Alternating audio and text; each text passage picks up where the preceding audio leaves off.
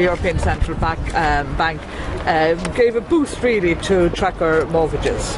Well, what it's done is it's reduced its interest rate across the board, and that is to be welcomed by 0.25%. But the real question here in this state is about what effect that will have on ordinary people, and it will have no effect whatsoever unless banks are willing to pass those interest rates on to the variable rate customers. Those in tracker mortgages will get it automatically, but there's serious concern of those who are on variable interest rates, and we know that banks have ramped up their variable interest rates over a period of time. And indeed, in an outrageous situation, we have AIB, a nearly completely state-owned bank, which has promised an increase in its variable interest rate next month, at the start of next month. This is a bank that is state-owned, tantamount to trying to have its cake and eat it. While the ECB is reducing theirs, they're ramping up their own in Irish people. And it's about time that the government stepped in and demanded that the full interest rate reduction by the ECB announced today is passed on to Irish customers.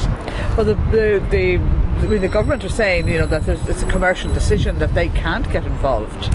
Well, I don't have to think back too long ago when I heard the Taoiseach, the Minister for Finance, the Junior Minister Brian Hayes, jumping up and down and telling us all how they were calling in the banks into government buildings and telling them to reduce their interest rates, and how things have changed for the thousands of people out there who are in mortgage distress now, who we see legislation going through this House as we speak to allow for repossessions of their home, yet the banks are being allowed, state-owned banks, to ramp up interest rates, while at the same time the ECB are cutting the funding to those banks. It is simply outrageous. The Minister can do it. The Minister can use the weight of the fact that he holds 99.7% shareholding in that bank to demand of the CEO, David Duffy, to pass on the interest rate reduction that they have received today from the ECB. Anything less is simply unacceptable to me, to Sinn Féin, or I believe to the majority of Irish people out there who are suffering as a result of mortgage distress. Why do you think the government are so reluctant to get involved in telling the banks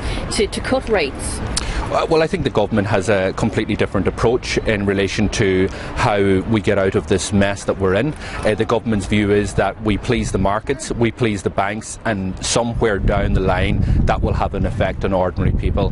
Our approach is, yes, we have to address the difficulties that we're in, we have to reduce the deficit, we have to get back into the markets, but we have to be very, very conscious and cognizant of where ordinary people are at this point in time. And people are at to the pin of their collar. There are 180,000 families in mortgage distress. This is a gift that is staring them in the face. The ECB have reduced their interest rates. It is something that now needs to be passed on, at the very least by AIB and Bank of Ireland, two banks that without the support of the Irish people would not be in existence today. And I think there's an moral obligation, not only just an economic and a social obligation on the government, but a moral obligation to make it very clear today that they expect the full interest rate reductions to be passed on, and that AIB has to stop this nonsense of increasing variable interest rates that they expect to increase on the 5th of June next month, while the ECB are cutting theirs.